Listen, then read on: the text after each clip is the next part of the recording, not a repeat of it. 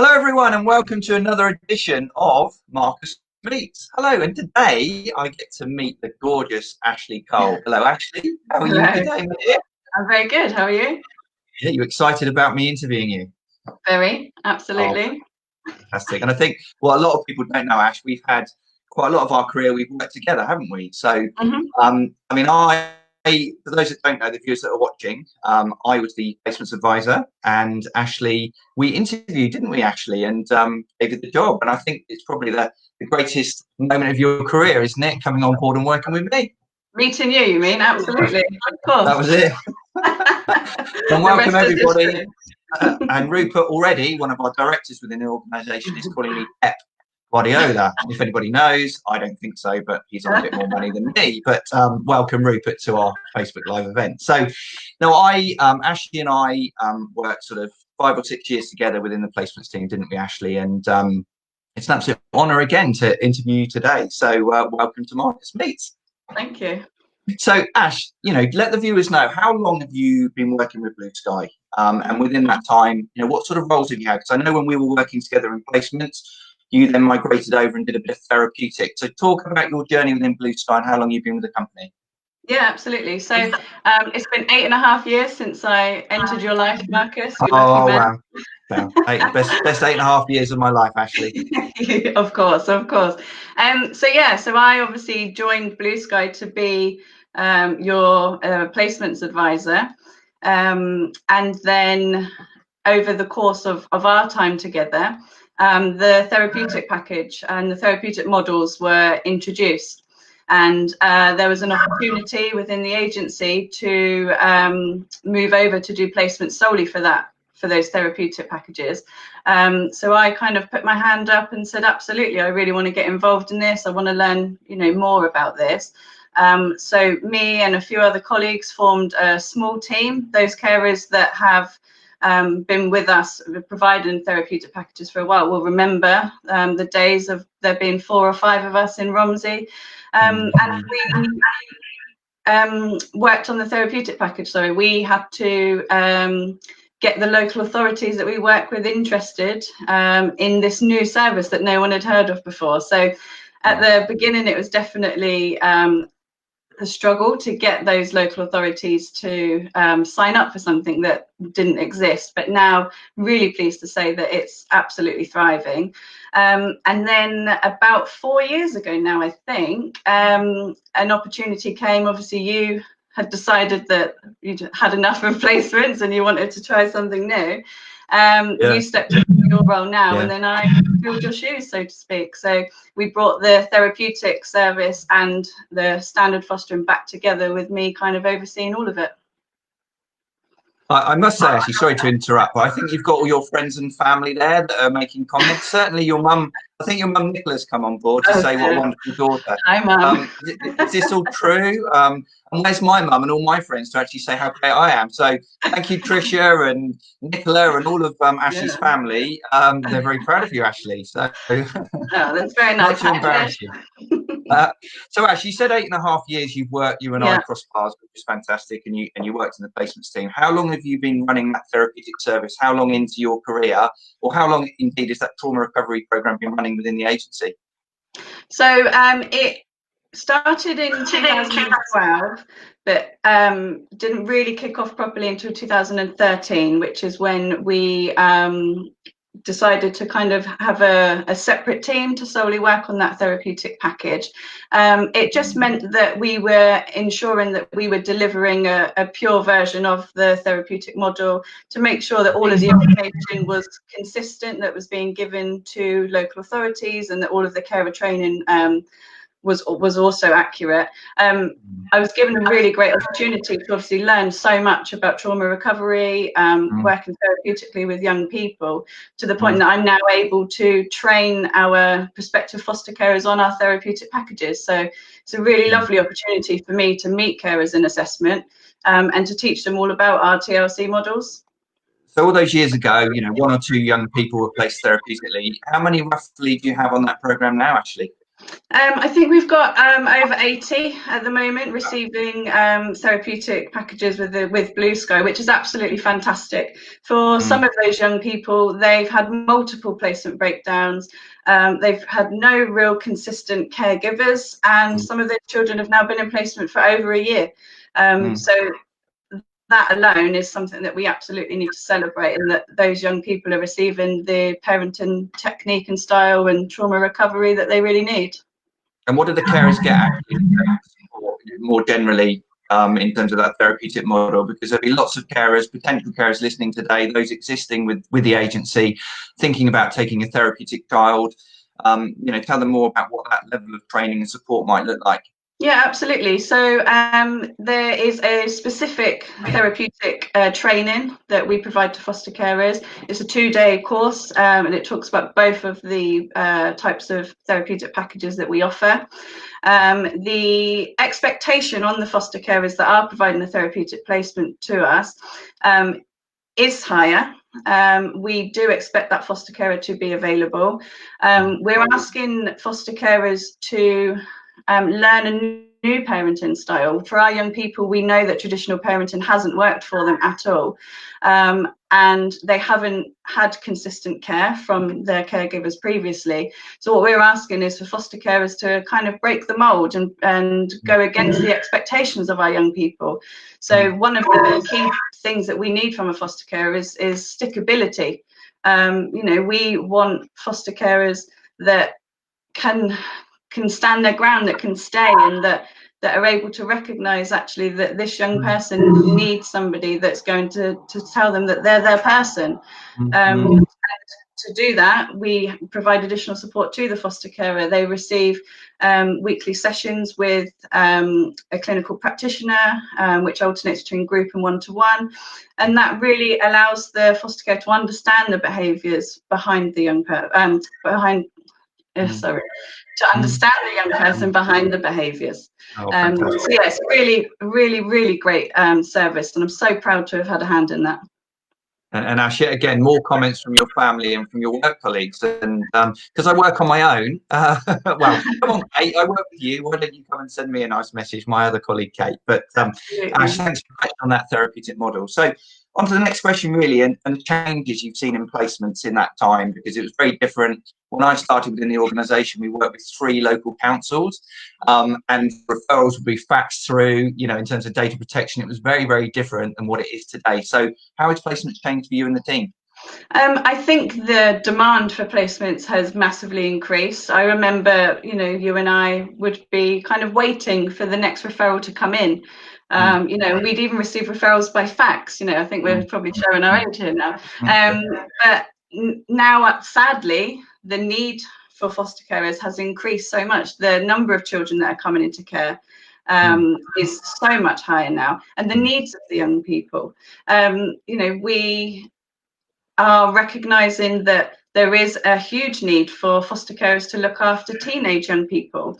These are young people that haven't had good experiences, that have had to learn coping strategies that have worked for them in order to keep them safe. And now what we want to do is to provide them with the tools for adulthood that will help them create our next generation. We previously would have seen lots of referrals for very young children, but what's happened is the local authorities have, increased their own recruitment and their own carer base, which means those types of placements are going to the local authority carers, which we know. And Blue Sky have recognised that, and actually we've said we want to look after the young people that potentially some other people wouldn't. And actually, looking after teenage children is one of the most rewarding types of fostering that a foster carer can offer. You're able to help mould and shape a young person. You're able to really praise them, and for some of our children, that's just something they've never had before. Very inspiring. Listen to that. And again, more people have commented, probably your family. Rupert has actually not made a comment. I think he's overexcited. Hello, Sarah Brunt. Glad you're listening in. And for anybody that isn't with Blue Sky, today's chat is about I work at the front end. I get the calls. I recruit the foster carers, and they go through this assessment process with our recruitment team. And it's about people understanding where that next step is, isn't it, Ash? And they then step into your team, and you hold them, and you manage them. And I think your passion is clear today about what it means to make a good match within your team. So, but yeah, it comes from me, goes through the assessment, and comes into you and your lovely team. So that's great. And really, because you talk about all these referrals, and I think we're getting upwards of 200 a day. So every 2 or 3 minutes, I know these young people get referred into your team. We're covering a huge area. We go all the way from Cornwall, all the way across to Kent and sort of Bristol and Somerset and so on. So how, as well as 10 local offices that we have, how do you manage that within your team environment? Because I know when I did it, every young person that was referred, we just did it on a case-by-case basis. When one came in, we reacted. How have you adapted your team? How does it work? How do you get to know your foster carers? Yeah, that's a really good question. So I think back in the day, making us sound old yet again, we had less carers. We were a slightly smaller agency, so we were able to kind of do that, as you say, look at each referral as it comes in for everybody. But now, thankfully, I've got a fantastic team behind me, and amongst the placements advisors, they have caseloads. So each area hub has their own placements advisor assigned to them. So for those carers that we have within the agency and those vacant carers, you'll know who your placements advisor is. But equally, we are a really close team. In normal circumstances, we sit together, we're in the same office, we all kind of cover for each other. But having a specific placements advisor for each hub allows those relationships to form between foster care and our placements advisor. Also, the local authorities in those local areas know which one of the placements team look after that geographical area. So actually, relationships with local authorities are seamless. And So actually, you can reassure people that are thinking about fostering. You know everything about them. You go through that the full is their assessment. You have a friendly profile, don't you? A family-friendly profile, and each member of your team absolutely knows that foster care inside out, don't they? To reassure those people. We know lots about you. Yeah. We know more than your husband and wife might know about you. We know everything about you. Yeah. But no, I have a really lovely position, and that's I get to oversee the team. So that means I oversee every single hub and kind of what happens, and I get to know things about all of our foster carers, and actually that gives a really good advantage for me, because I'm able to then help guide the team and advise them.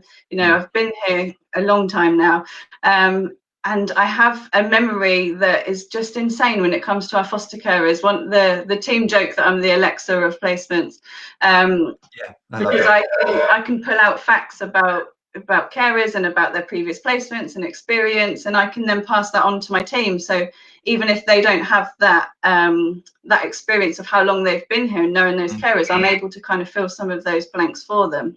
So they'll lean on you, Ashley, quite often. You'll have a team consultation. This young person's come in. What do you think? These are the behaviours. These are the challenges. These are the hobbies. And then you work as a team as well to come up with the best match. Absolutely. Matching still gives me a fire in my belly, and I absolutely love it. And I cannot help but get involved. And the team are very aware of that.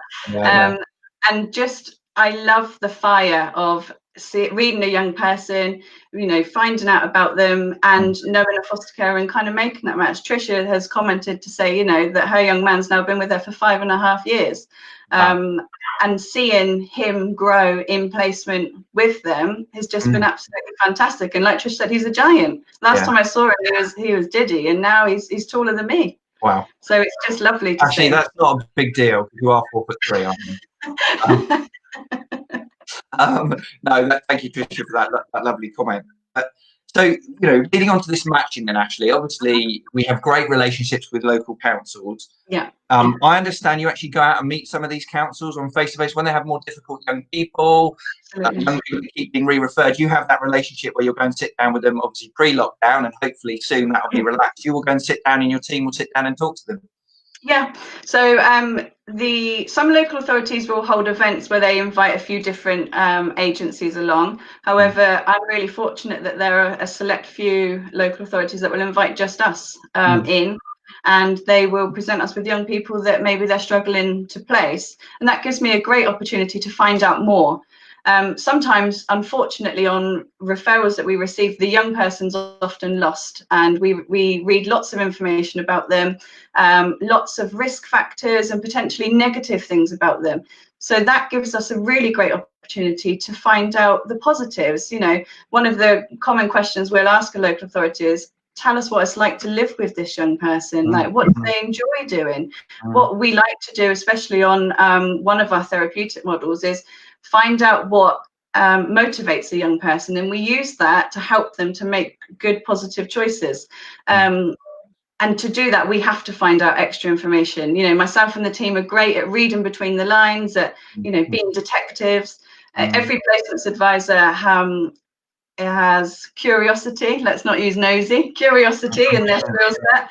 And actually it's a really good skill to have. You know, we want to know a bit more about the behaviors. Why did this happen? How frequent does this happen? I think a lot of people often think that if they are going to look after a teenager, for example, that they're going to have someone who's quite aggressive and potentially physical. And actually, we know that the number of occasions that that happens is very slim.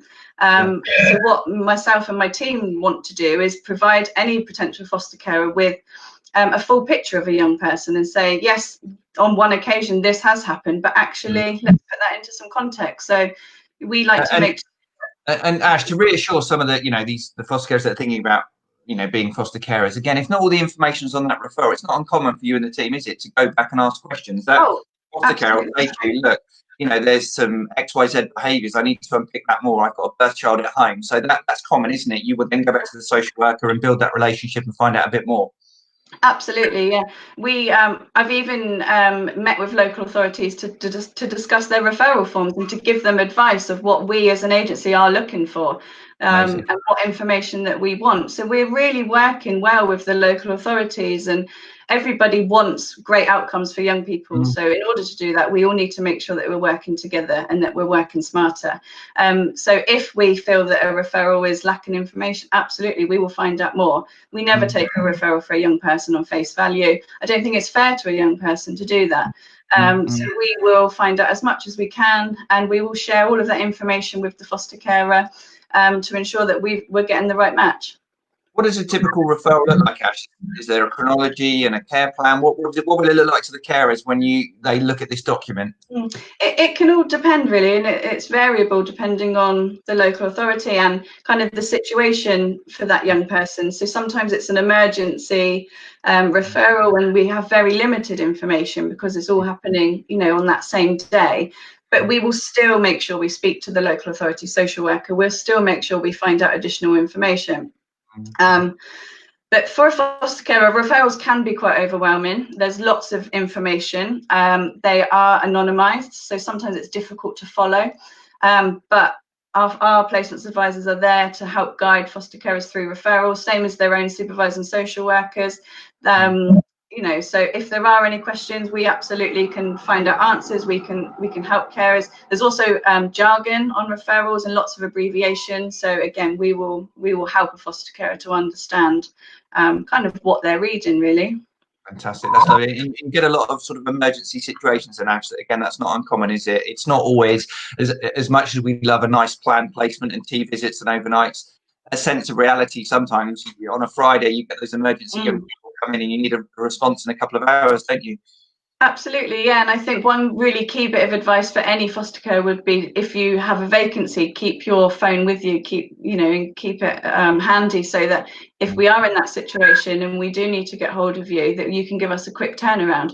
And it's absolutely okay to say that you don't feel a young person is appropriate for you, and that's a really key thing for everybody. You know, we can match to you, but you also need to feel comfortable with the information that you're given. So if it is a no, it's absolutely fine that that's a no, but if you need to tell us why, and then the placements advisors will learn from that, and they'll learn even more about you, and you know, kind of what referrals to then share with you in future.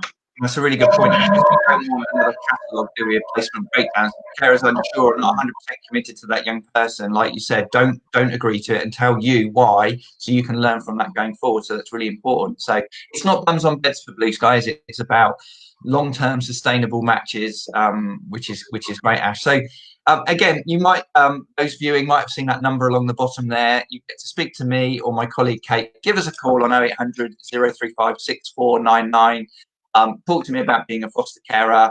I see somebody has posted about not being sure about whether they want to foster or adopt. We'll call me up, have a conversation. We can go through that, and I will guide you what's right for you. If it's adoption, then great. If it's through fostering, then come through us and have a chat with me. So please give us a call.